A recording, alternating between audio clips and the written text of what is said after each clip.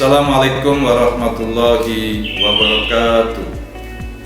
Bismillah, alhamdulillah, puji syukur kehadirat Allah subhanahu wa ta'ala, Tuhan yang maha kuasa, Tuhan yang maha berilmu, sehingga pada kesempatan hari ini kita kembali bertemu dalam kajian Public Relations. Hari ini saya ingin mengajak mahasiswa untuk membahas tentang krisis. Nah, sebelum saya meneruskan, maka saya ingin mengajak mahasiswa untuk membuka materi kita hari ini yang semuanya sudah saya tulis di buku Public Relations, Crisis Management, dan Isu. Pendekatan Critical Public Relations, Etnografi Kritis dan Kualitatif.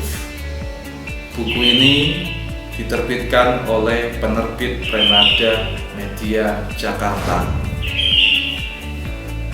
Edisi terbaru adalah tahun 2015. Nah, semua materi saya semuanya sudah saya tulis di buku itu, sehingga mahasiswa bisa kembali membaca untuk mendapatkan pemahaman yang komprehensif. Baiklah mahasiswa yang saya hormati, dalam pembahasan krisis ada beberapa hal yang perlu kita ketahui. Yang pertama adalah apa itu krisis. Yang kedua, apa itu problem atau masalah. Yang ketiga, apa itu isu. Dan yang terakhir, apa yang dimaksud dengan emergensi. Jadi, mahasiswa bisa memahami perbedaan antara krisis, problem, isu, dan emergensi. Yang dimaksud dengan problem adalah suatu hal atau peristiwa atau kejadian yang dapat dipecahkan dengan satu tindakan. Problem adalah sesuatu hal yang tidak bersifat luas, kemudian solusinya dapat dipecahkan dengan satu tindakan. Itu yang dimaksud dengan problem. Jadi saya ulangi kembali, yang dimaksud dengan problem adalah sesuatu hal, peristiwa atau kejadian yang dapat dipecahkan atau dapat diberi solusi dengan satu tindakan dan bersifat tidak luas dampaknya. Saya memberikan analogi problem adalah mengisi TTS. Ya. TTS itu satu pertanyaan, jawabannya sudah pasti.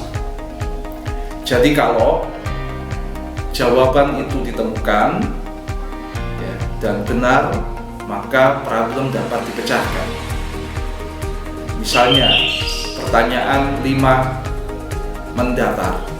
Jika jawabannya sesuai dengan yang dimaksud pertanyaan itu, maka problem dapat diselesaikan. Jadi, satu problem, jawaban pasti sudah tersedia. Emergensi merupakan situasi membahayakan yang dapat diatasi dengan prosedur atau mekanisme normal, sehingga penyebab dan akibat yang ditimbulkannya dapat diprediksi. Contoh ya, sebuah gedung perguruan tinggi bertingkat telah dilengkapi prosedur fire emergency. Prosedur itu mengatur cara evakuasi orang-orang dalam gedung ke tempat aman yang telah didesain sebelumnya. Ya, contoh lain misalnya di dalam gedung ya, di setiap lift itu dipasang prosedur-prosedur jika terjadi kebakaran. Ya. Prosedur-prosedur yang dipasang di depan lift tersebut itulah yang disebut dengan emergency.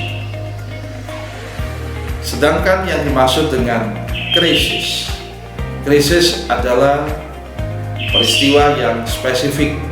Krisis tidak dapat dihindari. Krisis menciptakan ketidakpastian informasi. Krisis menimbulkan kepanikan dan keterkejutan. Krisis menimbulkan dampak positif atau negatif bagi operasional organisasi. Kemudian krisis berpotensi menimbulkan konflik. Ya. Sebagai contoh, krisis menimbulkan dampak positif atau negatif. Perusahaan mobil yang terkenal di Amerika Serikat, yaitu Ford, pernah mengalami produk recall.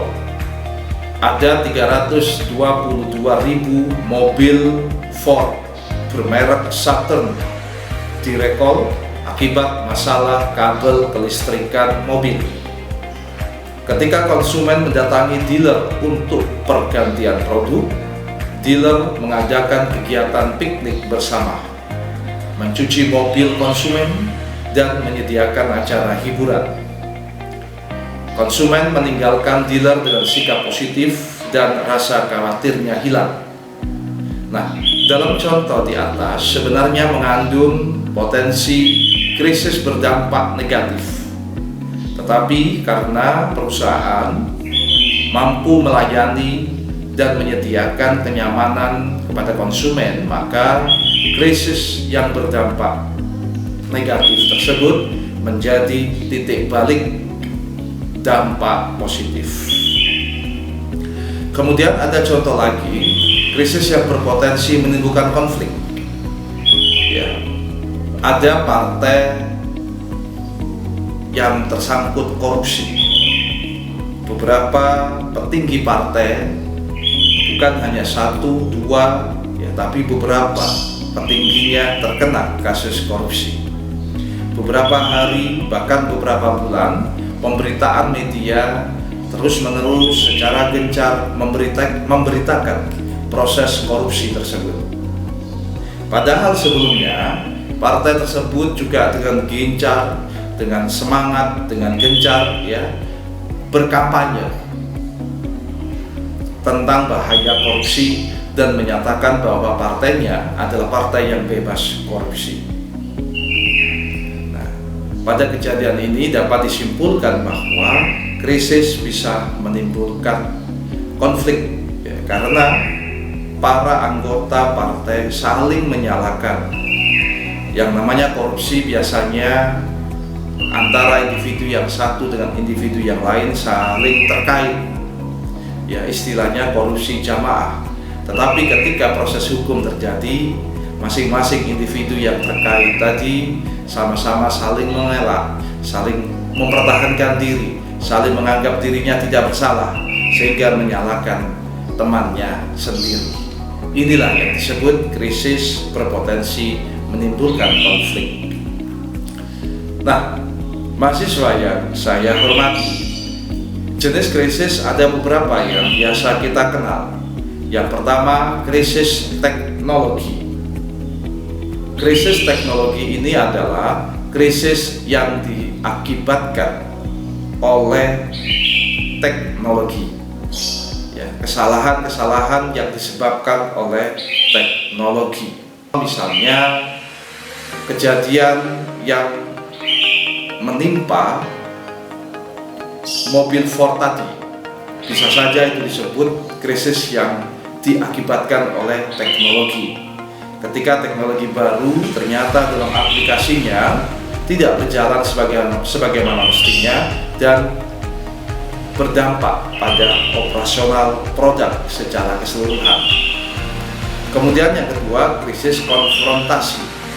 Krisis konfrontasi ini adalah krisis yang terjadi karena konfrontasi antara organisasi atau perusahaan dengan publiknya. Contoh misalnya krisis yang terjadi ketika pemberitaan ya, sebuah media yang dianggap menyakiti hati umat Islam, yaitu pernah terjadi menimpa sebuah koran bernama Jyllands-Posten di Eropa. Jyllands-Posten ini menerbitkan karikatur yang bergambar Nabi Muhammad SAW. Tetapi gambar yang disampaikan di karikatur itu dianggap menghina, mencederai hati umat Islam. Maka terjadilah boikot di mana-mana, demonstrasi di mana-mana. Ini yang disebut dengan krisis konfrontasi. Kemudian ada krisis malevolence, krisis yang disebabkan adanya sabotase atau perilaku orang-orang di luar organisasi yang sengaja bisa merusak operasional organisasi, seperti bom Bali yang dilakukan oleh para teroris. Tentu ini dilakukan dengan sengaja dan akibatnya segala operasional pemerintah, masyarakat, pariwisata, dan lain-lain semuanya terganggu. Kemudian krisis pimpinan dan perilaku karyawan, sebuah krisis yang disebabkan oleh perilaku karyawan dan pimpinan yang merusak citra positif organisasi, seperti manajer korupsi, ya, karyawan narkoba. Ini semua adalah krisis yang disebabkan oleh ulah manajemen dan karyawan. Ada lagi krisis yang disebabkan oleh kekerasan di lingkungan kerja, workplace violence. Krisis yang terjadi akibat hak-hak karyawan diabaikan. Hak-hak karyawan diabaikan, misalnya lembur terlalu lama tanpa gaji yang cukup, kemudian THR tidak dibayarkan, ya. Dan ini akan menjadi krisis apabila terjadi demonstrasi menuntut hak tersebut dan diberitakan besar-besaran di media. Krisis juga disebut krisis bencana alam, yaitu krisis yang terjadi karena bencana alam seperti gunung meletus, ya, kemudian banjir, tsunami, gempa bumi. Itu semua adalah bencana alam, termasuk juga bencana non alam, ya, seperti penyakit corona atau COVID-19 yang saat ini sedang marak, ya, di dunia, disebut juga pandemi global. Itu adalah krisis yang disebabkan oleh faktor-faktor non alam. Dan yang terakhir, krisis produk. Krisis produk adalah krisis yang disebabkan oleh kesalahan yang terjadi pada produk yang dihasilkan.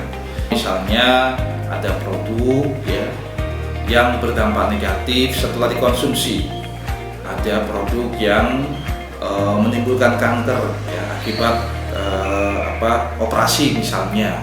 Kemudian juga ada produk yang mengandung racun, mengandung minyak babi misalnya. Nah, itu semua bisa menimbulkan krisis yang disebabkan oleh produk. Saya memberikan contoh, ada perilaku karyawan yang bisa menimbulkan krisis. Seorang sopir perusahaan otobus Greyhound menyuruh perempuan lanjut usia 80 tahun untuk turun dari bis saat bis berada di pemberhentian truk di suatu pedesaan pada pukul 3 dini hari, gitu ya. Bus berhenti pada 80 meter dari rumah perempuan itu. Perempuan itu diminta turun oleh sang sopir karena membawa seekor anak anjing. Dan ini menurut Pak Sopir yang melanggar peraturan dari perusahaan Greyhound. Padahal sang nenek tersebut mendapatkan hadiah ulang tahun berupa anak anjing dari anaknya. Perempuan yang mempunyai masalah pada kakinya, kemudian juga sudah sulit berjalan, sulit mendengar, serta agak rabun ini baru saja berkunjung, ya, di rumah anaknya, tetapi oleh sang sopir diminta berhenti pada pukul 3 dini hari berjarak 80 meter dari rumah kediaman sang nenek. Setelah mendengarkan kabar tersebut, polisi segera bertindak untuk mengantarkan perempuan itu pulang. Sopir bus diberhentikan sementara untuk penyelidikan. Greyhouse menyatakan permohonan maaf dan memberikan ganti rugi kepada penumpang itu. Jadi ini perilaku karyawan sebenarnya bermaksud untuk memenuhi peraturan dari perusahaan, tetapi ternyata karyawan tadi tidak menerapkannya sesuai dengan konteks dengan memperhatikan kebutuhan dari konsumen. Yang berikutnya adalah krisis bencana alam. Seringkali kita menuduh atau menduga sesuatu sebagai bencana alam, padahal sebenarnya belum tentu itu diakibatkan seluruhnya oleh bencana alam. Ya, contoh misalnya banjir di kota Jakarta. Apakah betul itu murni bencana alam? Ya, padahal kalau kita teliti lebih lanjut, bisa jadi itu karena kesalahan manusia atau man-made, seperti membuang sampah sembarangan, kemudian saluran air yang dipenuhi sampah, gedung-gedung yang dibangun bertingkat tapi tidak memiliki sistem drainase yang baik, sungai tidak pernah dikeruk, semuanya adalah faktor yang bisa dipicu menjadi banjir ketika air mengalir akibat hujan. Air tentunya mencari tempat untuk mengalir, tetapi ketika tempat untuk mengalir itu hilang atau lenyap, tertimbun sampah, maka air akhirnya meluap sehingga menghasilkan banjir. Kemudian tanah longsor, apakah betul itu disebabkan bencana alam? Bisa jadi karena ulah manusia yang menebang pohon seenaknya sehingga tanah tidak mampu menyerap air dengan baik. Mahasiswa yang saya hormati, kita menuju tahapan krisis. Ada 3 tahapan krisis. Yang pertama pra-krisis, kedua krisis, ketiga pasca krisis. Pra-krisis. Pra-krisis biasanya terjadi beberapa hal sebagai berikut. Yang pertama, situasi serius mulai muncul dan organisasi menyadarinya. Kedua, anggota organisasi, baik pimpinan maupun karyawan, dimungkinkan telah mengetahui tanda-tanda akan terjadinya krisis.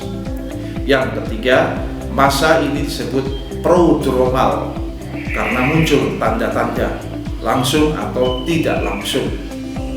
Contoh, krisis malpraktek dokter di rumah sakit X harusnya menjadi tanda atau prodromal bagi rumah sakit lainnya agar melakukan deteksi dan pencegahan atau persiapan supaya tidak terjadi.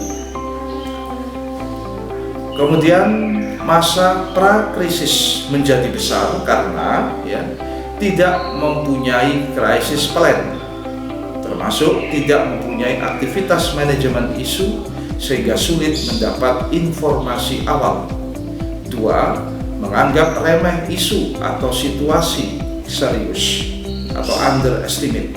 Ketiga, manajemen terlalu yakin dapat mengatasi krisis jika sudah terjadi karena merasa mempunyai pengalaman dan staf yang hebat. Overestimate. 4. Mengabaikan tanda-tanda munculnya isu. Yang kelima, sudah diingatkan tetapi berupaya menutupi. Yang terakhir, organisasi harus memberikan informasi ke publik bahwa organisasi telah melakukan tindakan-tindakan untuk mengatasi masalah atau isu. Jadi tidak cukup dengan bertindak benar, tetapi juga harus menyampaikan tindakan itu ke publik sehingga dapat mengubah persepsi publik menjadi positif. Tahap berikutnya adalah krisis. Terjadi ketika situasi tidak dapat dimanajemen dengan baik oleh organisasi sehingga situasi tersebut menyebar ke luar organisasi, Maka di sini telah terjadi krisis. Contoh misalnya lumpur Lapindo, Pada mulanya sebenarnya adalah masalah ketika Lapindo berniat untuk mengebor, mencari minyak, kemudian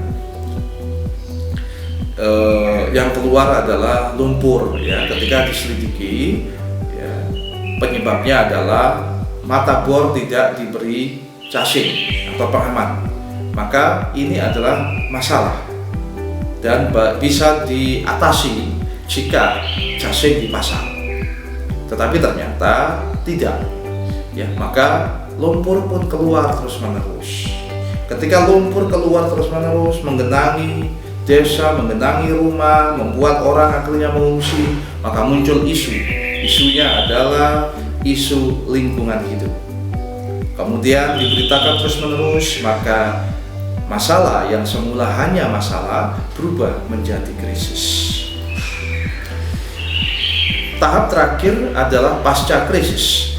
Terjadi ketika krisis sudah terakumulasi dan organisasi berupaya mempertahankan citra positif atau kehilangan citra tersebut, berupaya untuk memperbaiki segala akibat yang ditimbulkan krisis.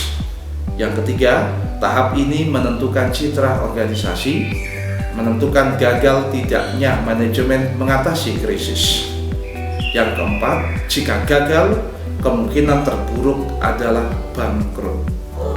Yang kelima, jika manajemen dapat mengendalikan krisis, ya, misalnya para korban mendapatkan santunan, produk ditarik kembali, penyebab sudah diketahui, maka fase ini juga dapat digunakan untuk refleksi diri agar situasi yang sama tidak berulang. Demikian para mahasiswa, beberapa hal yang sudah saya sampaikan terkait krisis. Semoga bermanfaat.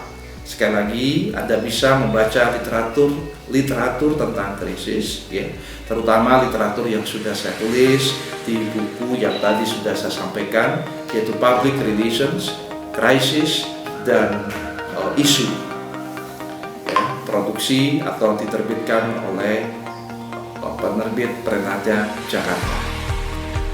Dengan demikian maka tuntas sudah bahasan kita tentang krisis pada hari ini. Selamat belajar kembali, semoga sukses, semoga mendapatkan ilmu yang bermanfaat. Wallahul muwaffiq ila aqwamit thoriq. Assalamualaikum warahmatullahi wabarakatuh.